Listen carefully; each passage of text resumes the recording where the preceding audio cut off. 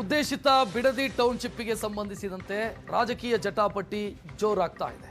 ಸವಾಲು ಪ್ರತಿ ಸವಾಲಿನ ಮಧ್ಯೆ ಮತ್ತೆ ಮುಖ್ಯಮಂತ್ರಿ ಡಿಕೆ ಶಿವಕುಮಾರ್ ಅವರಿಗೆ ಕುಮಾರಸ್ವಾಮಿ ಅವರು ಪತ್ರ ಬರೆದಿದ್ದಾರೆ. ನಾಳೆ ನಾನು ಬಿಡದಿಯಲ್ಲಿರ್ತೀನಿ, ಬೈರಮಂಗಲದಲ್ಲಿರ್ತೀನಿ, ಬನ್ನಿ ಚರ್ಚೆ ಮಾಡೋಣ ಅಂತ ಪತ್ರದ ಸಾರಾಂಶ. ನಿನ್ನೆ ಮತ್ತೆ ಪತ್ರ ಬರೆದು ಕುಮಾರಸ್ವಾಮಿ ನೆನಪಿಸಿರೋದು ನಾಳೆ ಬೆಳಗ್ಗೆ 11 ಗಂಟೆಯಿಂದ ಮಧ್ಯಾಹ್ನ 2 ಗಂಟೆಯವರೆಗೂ ಕೂಡ ನಾನು ಬೈರಮಂಗಲದಲ್ಲಿರ್ತೀನಿ, ಸಂಜೆವರೆಗೂ ಕೂಡ ಬಿಡದಿ ಸುತ್ತಮುತ್ತಲೇ ಇರ್ತೀನಿ. ನಾನು ಅವ್ರದ್ದು ಟಿಪಿ ರಿಲೀಸ್ ಮಾಡಿ ಅಥವಾ ಟಿಪಿಯ ಮಾಹಿತಿಯ ಸಮೇತ ಮುಖ್ಯಮಂತ್ರಿಗೆ ಪತ್ರ ಬರೆದಿದ್ದಾರೆ. 11 ರಿಂದ 2 ಗಂಟೆವರೆಗೆ ಬೈರಮಂಗಲ, ಆ ನಂತರ ಕೇತಗಾನಹಳ್ಳಿಯ ತೋಟದ ಮನೆ, ನಾನು ಅಲ್ಲೇ ಇರ್ತೀನಿ. ಸಾಧ್ಯ ಆದರೆ ನೀವು ಬನ್ನಿ, ರೈತರ ಜೊತೆಗೆ ಚರ್ಚೆ ಮಾಡೋಣ, ಬಾಧಿತ ರೈತರ ಜೊತೆಗೆ ಚರ್ಚೆ ಮಾಡೋಣ ಅಂತ ಪತ್ರದಲ್ಲಿದೆ.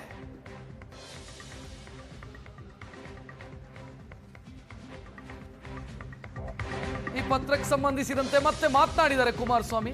ನಾಳೆ ಮಧ್ಯಾಹ್ನದವರೆಗೂ ನಾನು ಬೈರಮಂಗಲದಲ್ಲಿ ಕಾಯ್ತೀನಿ ಅಂತ. ಸಿಎಂ ಬಂದ್ರೆ ಸಂತೋಷ, ಚರ್ಚೆಗೆ ಬನ್ನಿ ಅಂತ ಪತ್ರ ಬರೆದಿದ್ದೀನಿ. ಇನ್ನು ಯಾವುದೇ ಉತ್ತರ ಬಂದಿಲ್ಲ ಅವರಿಂದ. ನಾನು ಕೊಟ್ಟ ಸಮಯಕ್ಕೆ ಹೋಗ್ತಾ ಇದ್ದೀನಿ, ಸಿಎಂ ಬಂದ್ರೆ ಒಳ್ಳೆಯದು ಅಂತ. ಸಿಎಂ ಸಮಯ ಕೊಟ್ಟಿದ್ದು ಇವತ್ತು ಕುಮಾರಸ್ವಾಮಿ ಅವರಿಗೆ. ಕುಮಾರಸ್ವಾಮಿ ಅವರು ಹೇಳ್ತಾ ಇರೋದು ನಾಳೆ ಬೈರಮಂಗಲದಲ್ಲಿ ಚರ್ಚೆ ಮಾಡೋಣ ಅಂತ.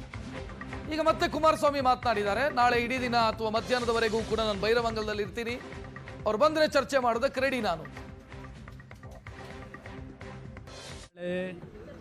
ನಾನು ಏನು ಸಮಯ ಕೊಟ್ಟಿದ್ದೆ, ರೈತರ ಜೊತೆಯಲ್ಲೇ ಕೂತು ಚರ್ಚೆ ಮಾಡೋಕ್ಕೆ ಹೋಗ್ತೀನಿ. ಬಂದರೆ ಅವರು ಬರ್ಬೋದು, ಹೇಳಿದ್ದೀನಿ, ರಿಕ್ವೆಸ್ಟ್ ಮಾಡಿದ್ದೀನಿ. ಬಂದರೆ ಒಳ್ಳೆಯದು, ಇದು ಸ್ಮೂತಾಗಿ ಆಗಬೇಕು. ನಿನ್ನೆಯಿಂದ ಕೆಲವರು ಒಂದು 15-20 ಜನ ಕೂರಿಸಿದ್ದಾರೆ. ಈಗ ಅವರು ಒಂದು ಕಡೆ ನಮಗೆ ಭೂಮಿ ನಾವು ಕೊಡ್ಲಿಕ್ಕೆ ತಯಾರಾಗಿದ್ದೇವೆ ಅಂತೇಳಿ ಅವರೊಂದು 20 ಜನ ಈಗೇನೋ ನೆನ್ನೆ ರಾತ್ರಿಯಿಂದ ಟೆಂಟ್ ಹಾಕೊಂಡವ್ರೀಗ ಅದ್ರ ಎದುರುಗಡೆನೆ.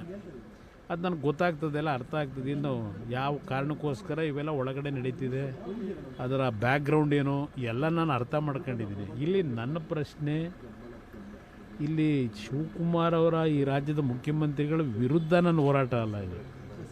ಇಲ್ಲಿ ರೈತರು ಒಂದು ಬಾರಿ ನನ್ನ ಹತ್ರ ಬಂದು ರಿಕ್ವೆಸ್ಟ್ ಏನು ಮಾಡಿದ್ರು, ಈಗ ಒಂದು 7-8 ತಿಂಗಳಿದ್ದೆ. ನಿಖಿಲ್ ಕುಮಾರಸ್ವಾಮಿ ಕೂಡ ಮಾತನಾಡಿದ್ದಾರೆ. ನಾಳೆ ಕುಮಾರಸ್ವಾಮಿ ಅವರು ಬೈರಮಂಗಲದಲ್ಲಿ ಇರ್ತಾರೆ, ಸಿಎಂ ಬರಲಿ, ರೈತರ ಪರ ಬದ್ಧತೆ ಕುಮಾರಸ್ವಾಮಿ ಉಳಿಸ್ಕೊಳ್ತಾರೆ, ಸಿಎಂ ಬಂದು ಚರ್ಚೆ ಮಾಡಲಿ.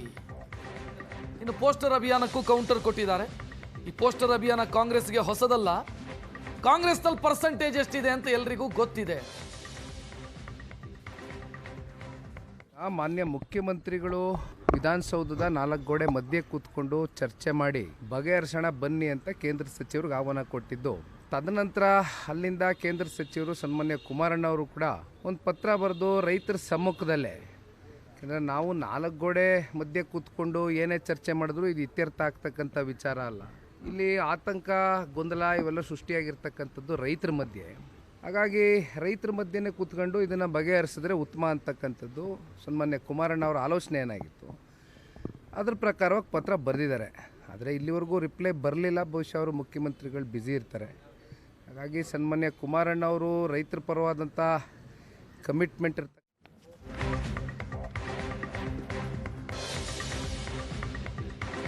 ಇನ್ನು ಟೌನ್ಶಿಪ್ಗೆ ಸಂಬಂಧಿಸಿದಂತೆ ಜಟಾಪಟಿ ಜೋರಾಗ್ತಾ ಇದೆ. ಯೋಜನೆಯ ಪರ ಇರುವಂತ ರೈತರು ಪ್ರತಿಭಟಿಸ್ತಾ ಇದ್ದಾರೆ. ಈಗ ವಿರೋಧದ ಪ್ರತಿಭಟನೆ ಒಂದು ಕಡೆ, ಪರ ಪ್ರತಿಭಟನೆ ಮತ್ತೊಂದು ಕಡೆ. ಈ ರೈತರು ಕೇಳ್ತಾ ಇರೋದು ಟೌನ್ಶಿಪ್ ಬೇಕು ಅಂತ. ನಮ್ಮ ಮಕ್ಕಳ ಭವಿಷ್ಯಕ್ಕಾಗಿ ಟೌನ್ಶಿಪ್ನ ಅಗತ್ಯ ಇದೆ, ರೆಡ್ ಝೋನ್ ಅನ್ನ ತೆರವು ಮಾಡಬೇಕು ಅಂತ. ಕುಮಾರಸ್ವಾಮಿ ಅವರು ರೆಡ್ ಝೋನ್ ಘೋಷಣೆ ಮಾಡಿದ್ರು. ಆ ಸಂದರ್ಭದಲ್ಲಿ ಅದನ್ನು ತೆರವು ಮಾಡಿ ಮತ್ತು ಟೌನ್ಶಿಪ್ ಜಾರಿಗೆ ತನ್ನಿ.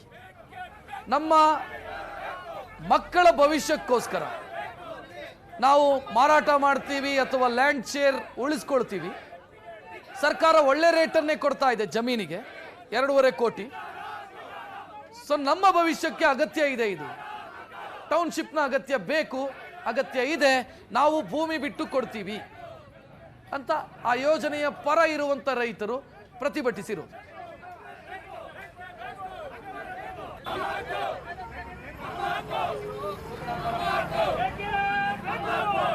ಪ್ರತಿಭಟನೆಗಳು ತೀವ್ರಗೊಳ್ತಾ ಇರೋದು.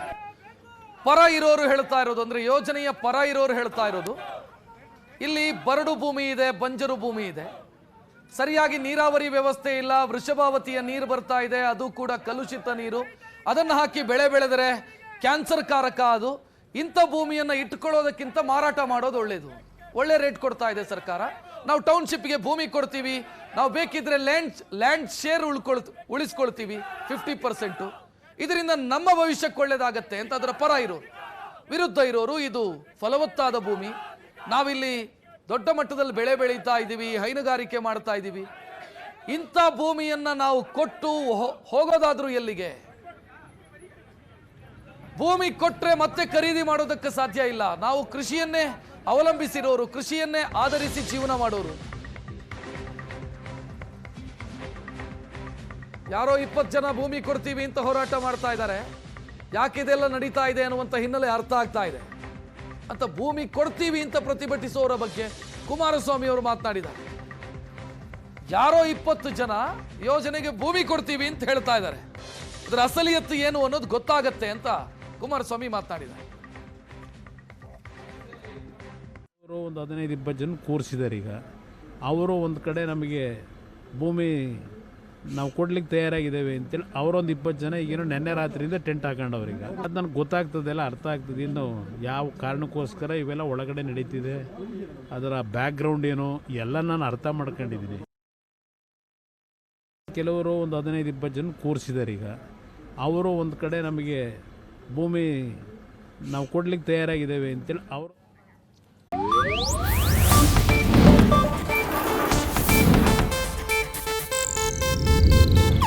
ಇದು ಏಷ್ಯಾನೆಟ್ ನ್ಯೂಸ್ ನೆಟ್ವರ್ಕ್ ಪ್ರಸ್ತುತಿ.